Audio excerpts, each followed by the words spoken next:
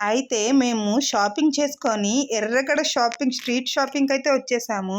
దీన్ని చోర్ బజార్ అని గూడా అంటారంట.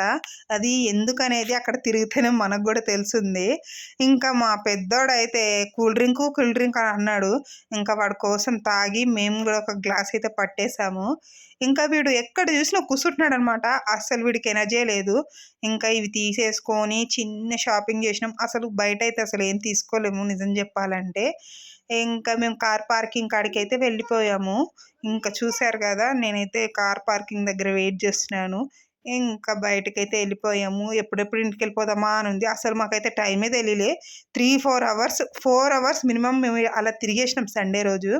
అసలు మాకు ఏంటో టైమే తెలియలేదు. నిజం జెప్పాలంటే కడుపులు కాలిపోతున్నాయి మా నలుగురు కడుపులు. ఆకలి. ఏదో సండే తిరగాలి గదా అన్నట్టు తిరిగినామనమాట. నా వీడియో నచ్చితే లైక్ చేయండి. అండ్ మా ఛానెల్‌ని సబ్స్క్రైబ్ చేసుకోండి.